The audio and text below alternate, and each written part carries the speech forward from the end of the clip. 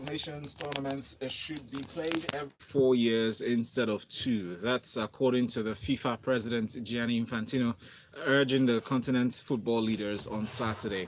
In a statement, Infantino said revenue could rise up to sixfold for a four-yearly continental championship and become a must-see event, quote, not only for Africa but for the world, end of quote. Now, the idea is likely to be backed by European clubs who dislike losing their players to national team duty, and especially in mid-season.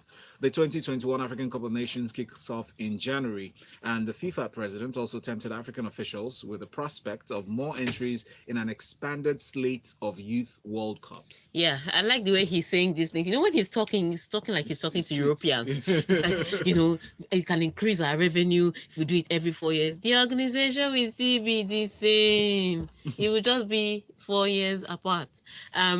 He makes sense again on paper and based on the fact that he organized this tournament, he knows what he's talking about. Yes. Unfortunately for him, he's not the one organizing the AFCON.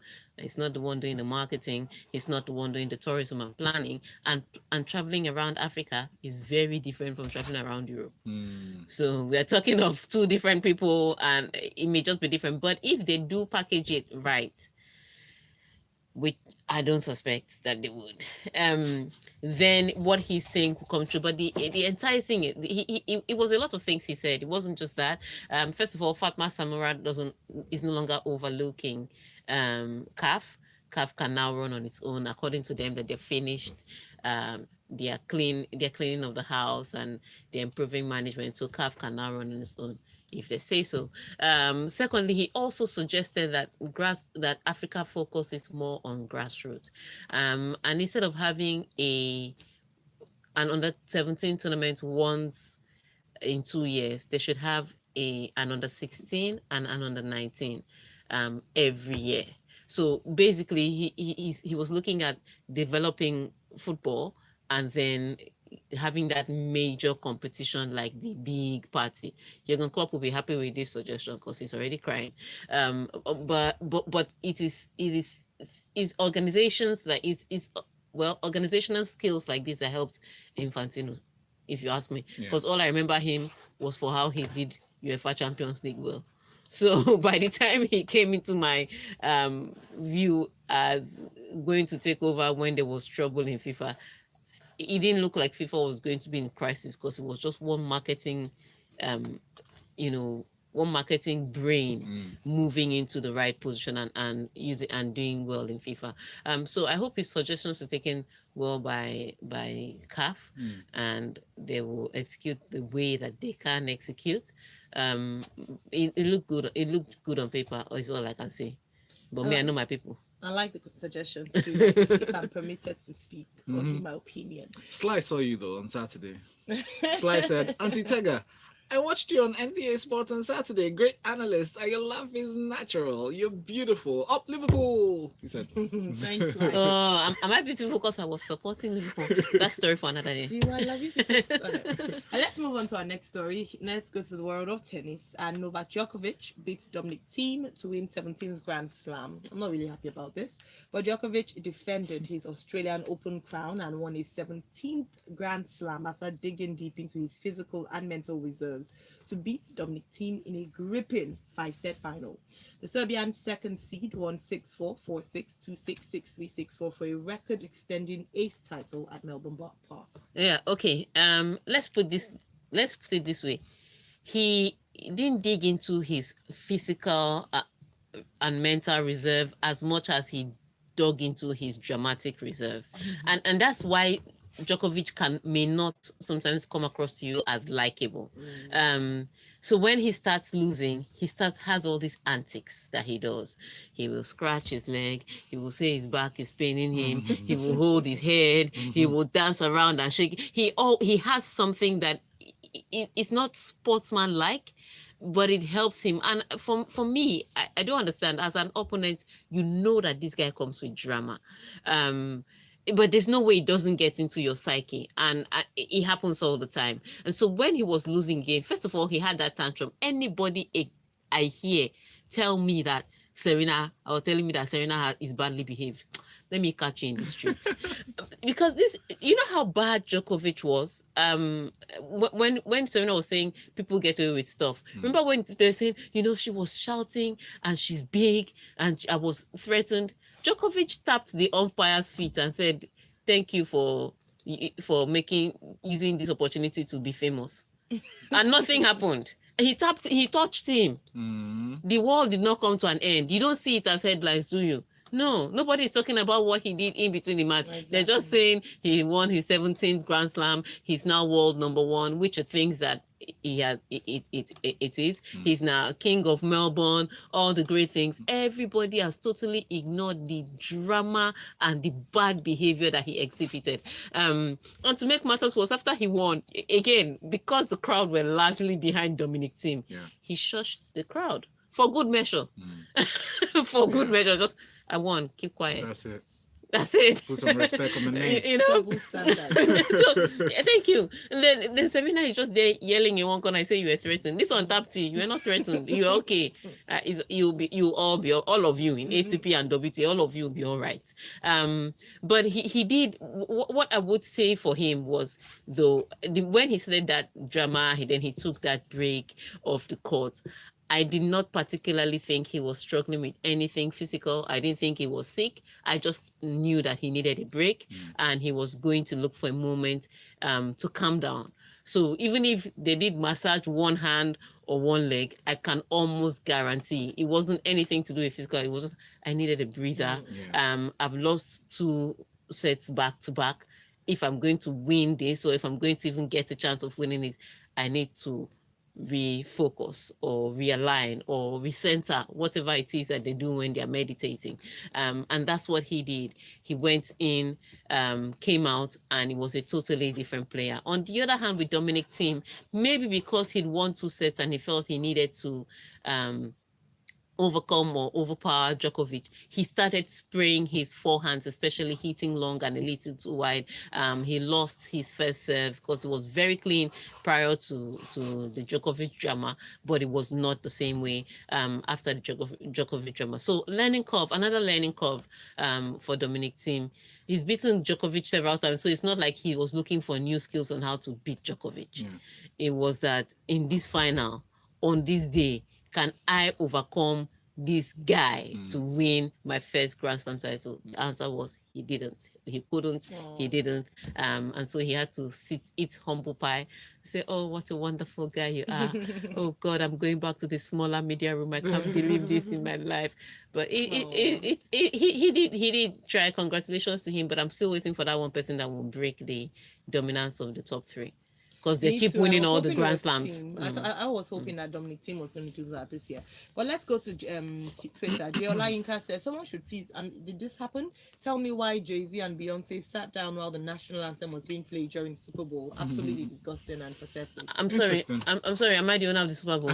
Is it my national anthem they're sitting for? What is my business? That's why it says somebody. That's my business. On the other hand, for the women, let's talk about Sophia Kenin winning her first Australian Open, her first Grand Slam title. Let's not even go into first Grand Slam ever. And it was the manner in which she did it. She overcame a Gabinye Muguruza who has won a Grand Slam twice. So that one was already in her zone. It was familiar territory to her. For Sophia Kenin, she had to come from a set down to win the next 2 sets to win. It was big. It was huge. She too is she's a bit dramatic. When you're watching her play, you can get carried away more by her theatrics than her tennis itself, but she has a lot of weapons in her arsenal. And like I said, nobody saw her coming, but if you've watched tennis over the year, you see that she's been building a career. Ranked 14th in the world, now Australian Open champion. That's wonderful. Amazing. Again, like I said, WTA is crazy. It's like how Jelena Ostapenko came out of nowhere and won a French Open title. We've not seen. Who's this person?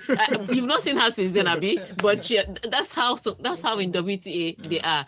It can be a very good tournament or a very bad tournament. I'd like to see somebody that consistently stays at the top. like the Williams sisters in their at their peak. Yes.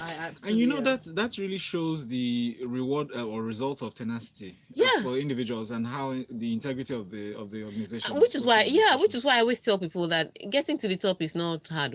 That's the easy part because you're hungry. It is keeping that hunger to win title after title, year after year. That's when you know hard life. Take a playbook from Tiger Woods. Let's go back to more stories now. Zinedine Zidane's double substitution at halftime transformed the Madrid derby on Saturday as Real Madrid edged past Atletico 1-0 to move 6 points clear at the top of La Liga. Karim Benzema scored the winner at the Santiago Bernabeu after Zidane's decisive intervention turned a contest that Atletico had dominated into another comfortable Real Madrid victory. According to Zidane, he said, quote, "I wasn't happy with what I saw, but it's not down to the players. It's my responsibility. We had to make a change." Yes, he was right. He's right. It wasn't totally down to the players. It was the shape that he sent the team out with that was the problem. Unfortunately for him, Atletico Madrid couldn't convert all their pretty football in the few times it was pretty into any goals. And at the end of the day, it comes down to who's able to put the ball in the net more times than the other person. And it came down to Real Madrid scoring one chance that Benzema had, goal, end of discussion, and they went 6 points clear. Barcelona has now caught up with them with their wobbly performance. I mean, there was some exciting things about Barcelona's performance yesterday, but not all of it. Towards the end of the match, it could have been a totally different kettle of fish. But what Zinedine Zidane did was he looked at the game, he read the game, he saw that his team was struggling out of shape, made a few changes. Vinicius Jr. came in, especially started running in behind the defense. That was one of the things that helped. Even in the build up to the goal. Yes. And so it is looking at your team and saying, okay, I did not organize my team well in the first half. Maybe in the second half, I can change shape and the results will be different. Same thing Jurgen Klopp did for Liverpool against Southampton, I think. In the first half, they were a bit lopsided and then he swapped it and second half 4-0. So sometimes as a coach, well, every time as a coach, that's your job. If something is not working, realign, re-strategize, and come back and see if you have a victory. So congratulations. This is looking like Real Madrid's year. It's looking like. We don't know yet. So you are dropping the gems there. We have from WhatsApp, Sheriff Oluwaleke saying Nations Cup every 4 years is a welcome development if CAF can key into it, because every 2 years is too frequent, making the African Cup of Nations not so competitive. And then he says for Djokovic, I think he will surpass the 20 Grand Slam of Roger Federer. He's the one to beat when injury free. And then he's that's Sheriff from Broad Street. And MI from Akoka says when he took out Fed Express, it's really hurt me. But I would never bet against the Joker in an Aussie Open final. Yes, his antics can be extra, but you can't hate a player. The game is what it is. What it is. Chiro Nancy says, Tigger, I'm sorry to disappoint you. I don't think we'll have a consistent player in WTA to surpass Serena. These ladies are not serious. Imagine Muguruza losing to Sophia. Don't be surprised. After now, you may not see Sophia Kenin soaring in Grand Slams again. They're so inconsistent. And with that said, it has come to that time where you use that famous hashtag. You know what it is, all right? So stay tuned to the locker room here on Smooth Breakfast. So much of what you like. Hi. What happened? No bike. How did you get to work this morning? Nice hairstyle, by the way. Nice hairstyle. Say the hustle boss. How? So there was extra traffic. Yeah, that's what people were saying. There was so usually on Mondays we pass through Eco Bridge.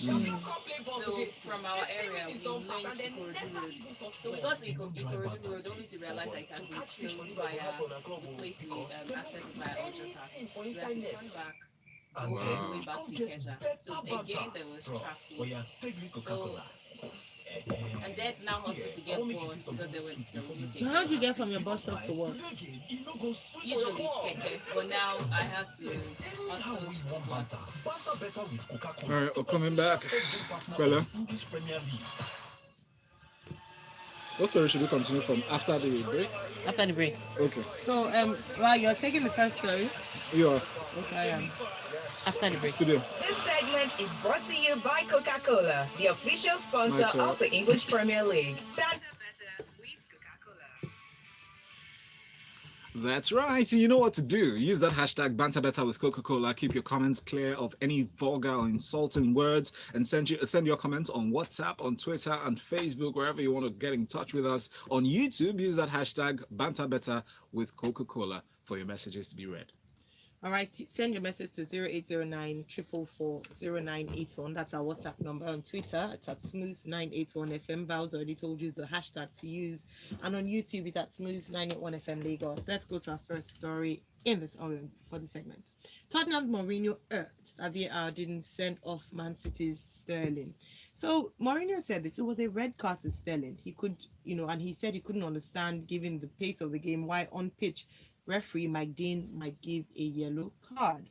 For me, Mike Dean gave a good performance. The problem is the VAR. I thought I was going to love VAR the same way I love goal line technology. Yeah.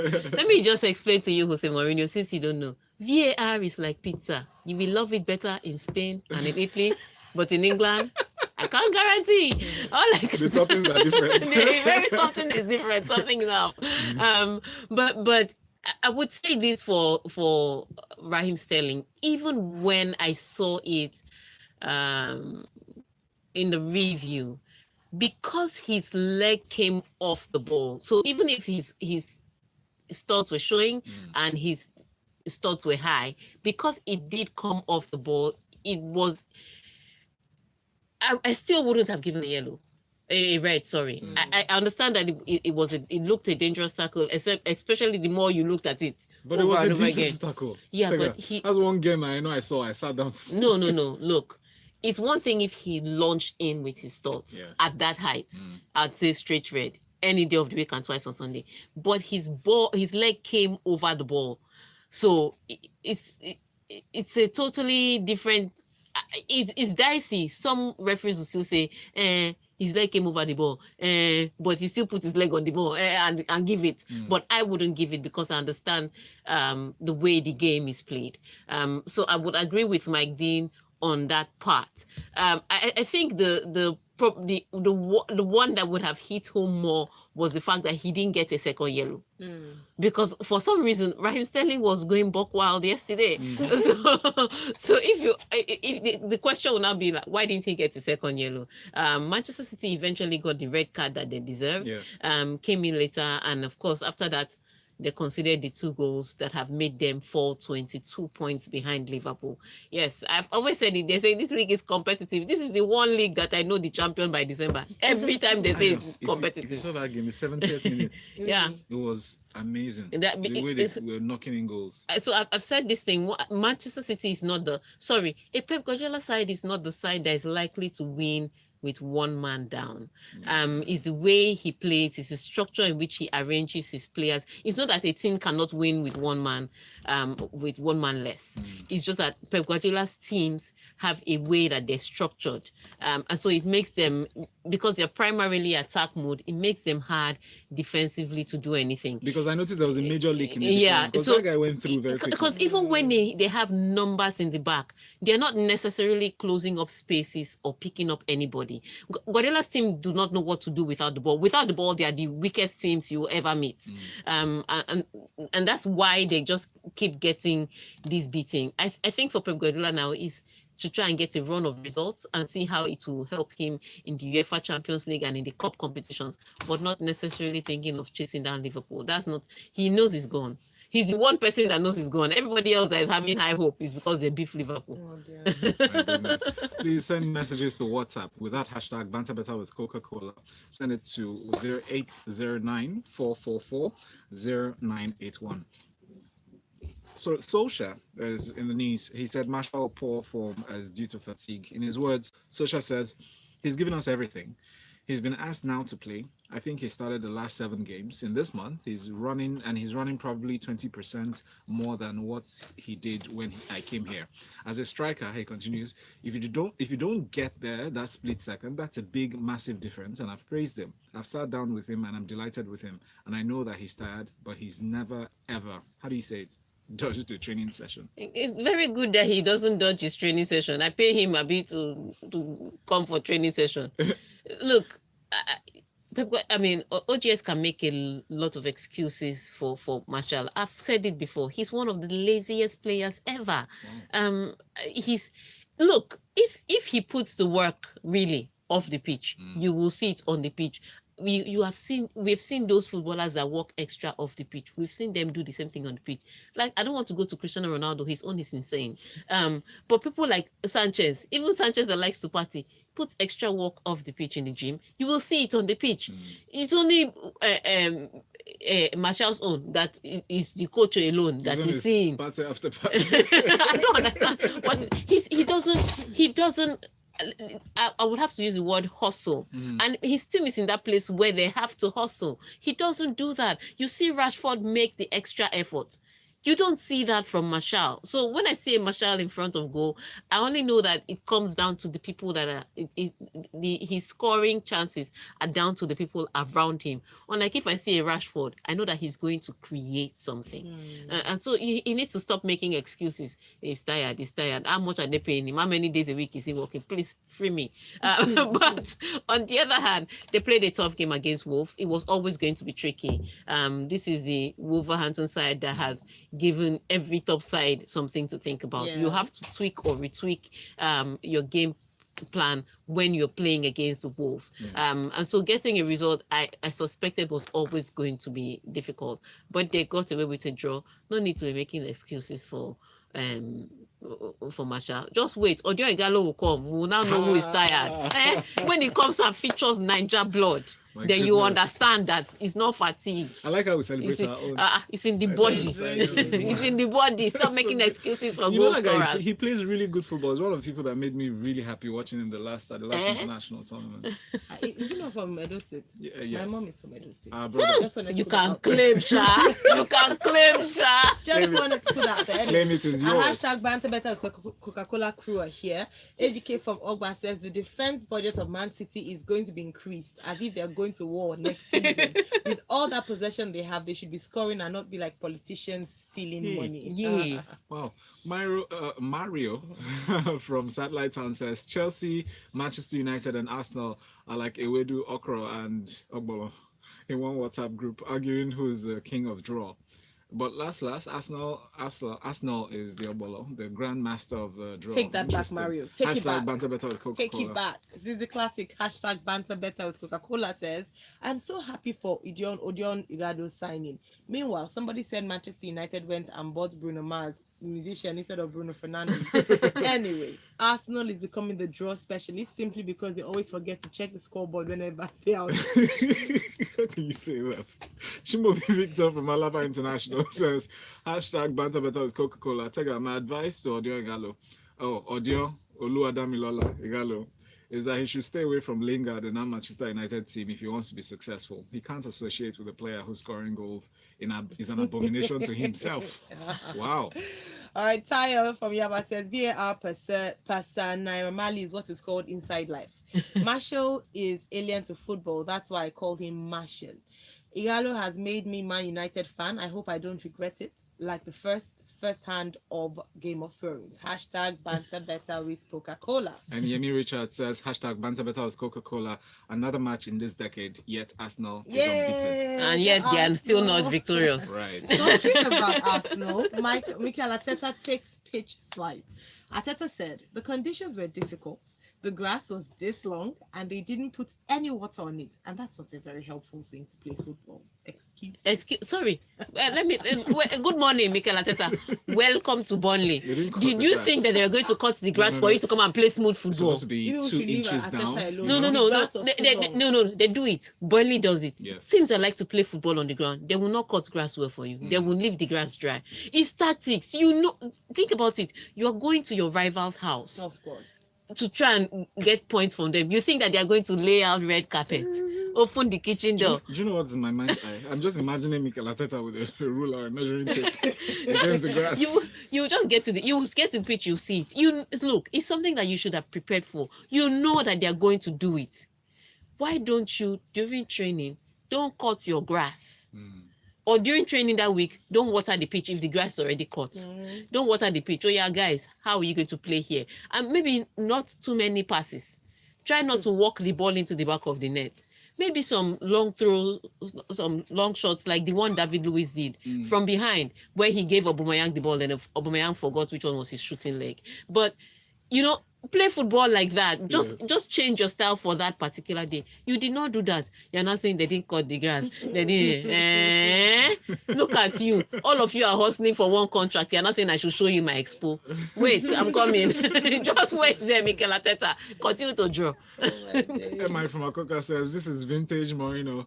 In his tactics on the field, if his tactics on the field does not get your attention, his antics off the field will. Pep Guardiola needs to join Shalai AFC and tell us why £1 billion isn't enough to win the EPL. Yeah. Ateta, please. Is draw soup the only meal on your menu? Oh my Hashtag banter better with Coca-Cola. Like Hashtag banter better with Coca-Cola. This is Ade from Lagos. Hi, Ade. He says, I don't know what everybody is talking about. I beg, make my face on that team. Make my face on that team. Leave my Arsenal. Yes, make una face your team. Banter with your coaches and team first. Other than Liverpool, we are all jokers.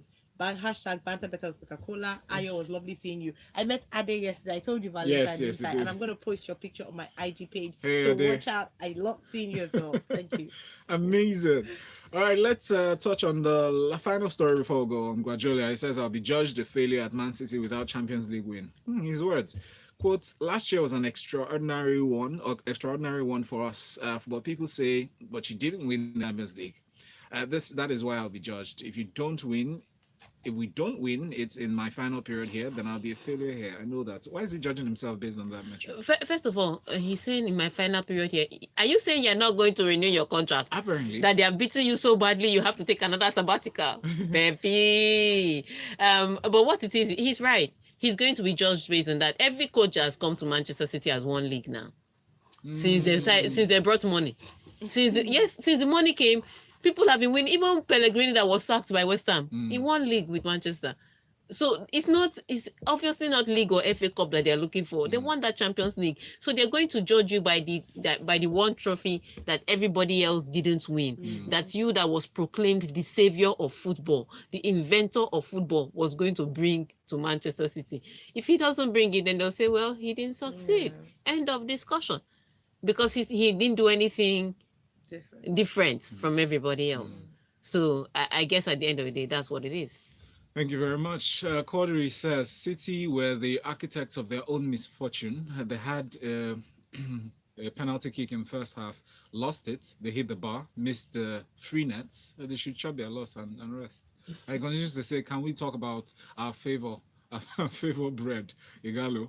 God of Igalo, hear my call, he says. And then finally he says, let's say the truth. As much as people hate Mourinho, he brings that extra something. Thank you. Might be controversies, antics, or anything, just gives extra spice. Hashtag banter better with Coca-Cola.